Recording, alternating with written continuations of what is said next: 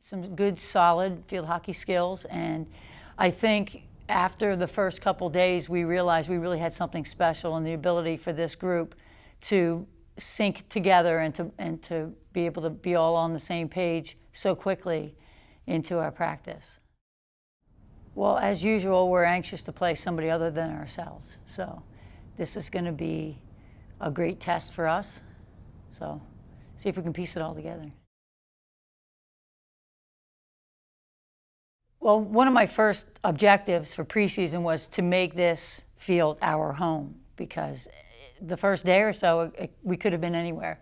We could have been at any school in our conference or in the country, and we did that very, very quickly. They are very familiar with it. It is maturing as a field, as an infill field, very quickly, and we're able to see that our turf skills are becoming second nature as opposed to something that we have to actually teach. It's been a little while since we've had those numbers in our senior class, but they have a lot of playing experience behind them, and they bring some different things to the table that we haven't had before. So as a group overall, this has the potential to be one of our strongest senior classes, player for player. I can't say I would want it any different. I've always been one to try to schedule the tougher teams. I think that's how you decide whether or not you're up for the challenge and where you really are from a developmental standpoint. Playing weaker teams that might help your ego, but in the long run, it's not really going to help you develop as a team or as individuals. So they're big bites we're taking out this year out of the conference. Hopefully, our change in our venue will help to bring our talent closer to the surface, and it'll be something that people get to see right from the get-go. So I'm anxious, and I'm very anxious to host Westchester, actually, right here in our backyard. We have some power in our forwards that actually physically scare me. I mean, they are very domineering players when they're out there.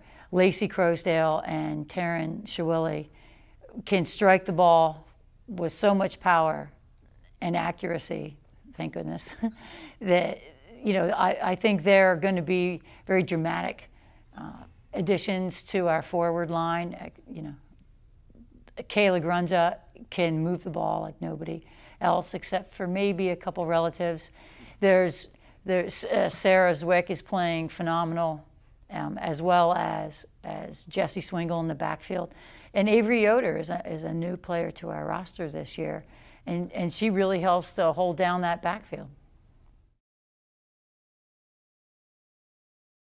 Christy started preparing for her senior year, I think, last winter, and she has come back in phenomenal shape.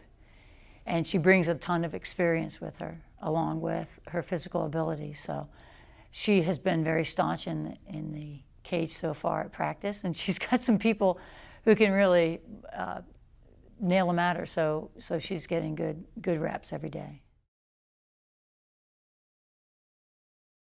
I think far too few females get an opportunity to be in this kind of an environment, and this is something very special.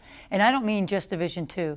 I mean any female athlete on the collegiate level. So for us to have this opportunity and to be an active participant in this fantastic event is going to be, you know, it's almost like a dream come true for some of these players.